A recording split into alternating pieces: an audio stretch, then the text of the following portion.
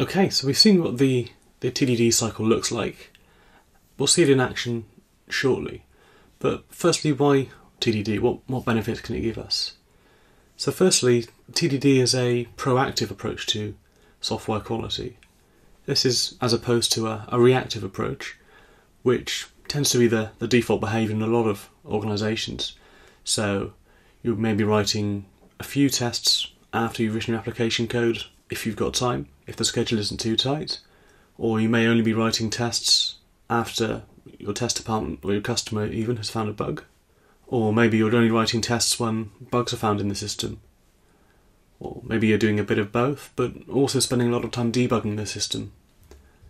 Now, debugging a system once you've found an issue can often be a lengthy, time-consuming process. And whilst test-driven development isn't going to completely eliminate the need for this kind of debugging on a system, it will help for a couple of reasons. One of which is testing the application functionality as you go. It will certainly help reduce the risk of defects getting right as far as the live system, where this kind of debugging is going to be time-consuming. So when you do find defects, when you do have test failures, these are going to be a lot easier to debug and fix, because you'll be running these tests, which will be small tests that just test one thing at a time. You'll be running them in the developer's workstation, in their environment, so any debugging should be really quick and easy to do. Now, even when looking at the requirements, which is the first thing you must consider when taking a test-driven approach, TDD really forces you to take a more in-depth, more focused look at those requirements early on in the process than perhaps you might otherwise do. So when writing your test, you're going to have to think about exactly what those requirements mean, what's the impact of those requirements, and you're really going to have to look deeply into those requirements and drive out any issues there may be with those requirements early on. And this is the best time to do it because you're not committed to too much application code at this stage. So any slight change or clarifications in the requirements, you're able to cope with a lot better, a lot more rapidly, a lot more efficiently, as opposed to if you've got a lot of application code already existing that you may have to rework. Okay, so it's a proactive approach, but what else? Well, it establishes a rapid feedback system.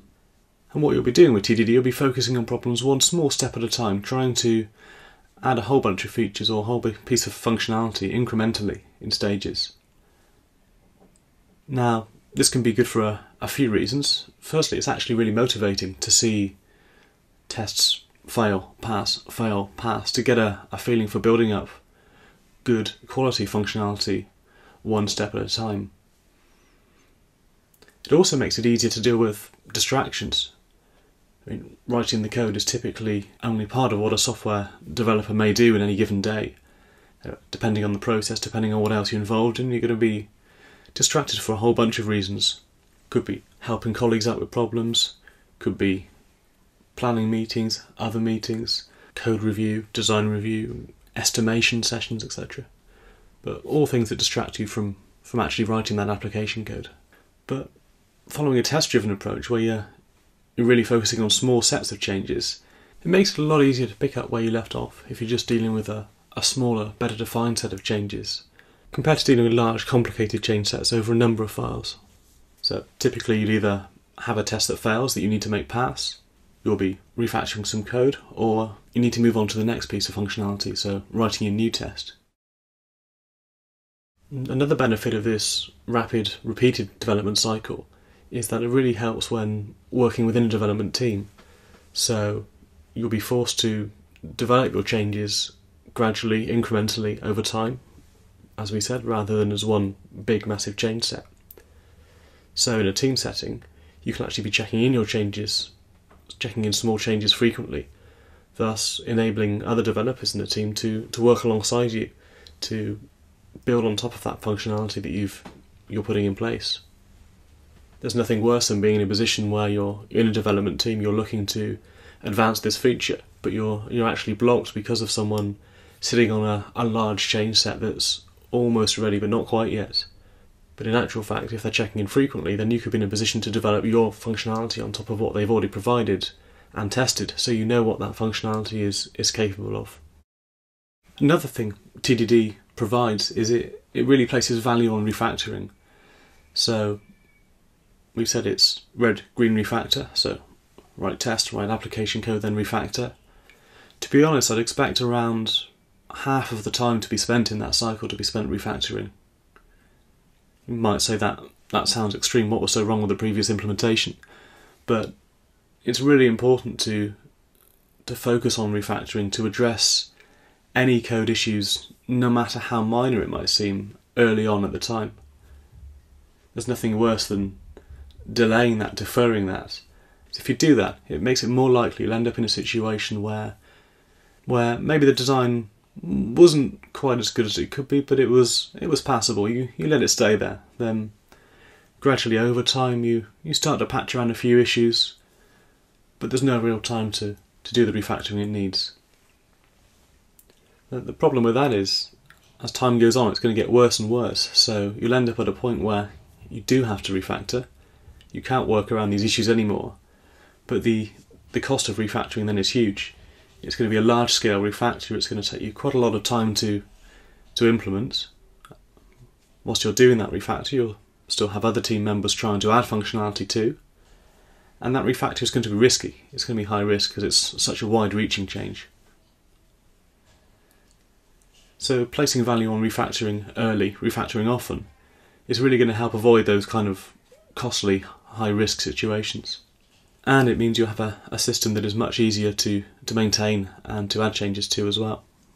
And another aspect of TDD that's also going to help keep a system maintainable over time is the way TDD really does force you to have a good design in your system, because a system that is not well designed, a system that suffers from poor definition of responsibilities, complex interactions between classes, a system that has these properties is going to be a system that's also very hard to test. Following test-driven development approach, this will be immediately obvious. So in writing the tests, in being able to write a lot of tests, you'll be forced to have a system which has low levels of coupling, has cohesion, for instance. In order to have a testable system, you really will be forced to have a clean design. Another benefit of the test-driven approach is that of documentation. So because you're only writing application code that is tested, the tests can almost serve as an executable specification of what your system should do, how it should behave. So looking at the test code after the fact, you can actually tell quite a lot about the decisions made and the assumptions made by the developer that was implementing that piece of functionality. So if you do get any issues and bugs arising, you can go back to the test code, look at it and see, well, what conditions was the developer that wrote this code expecting? And are they conditions that still hold true? Were the assumptions the developer made actually correct? Or are there conditions that should have been catered for that clearly weren't thought of at the time? Okay, so we've talked a lot about what TDD is and some of the benefits it can provide. But what we'll look at in the next section is actually an example of what TDD looks like. We'll create a simple calculator application using test-driven development.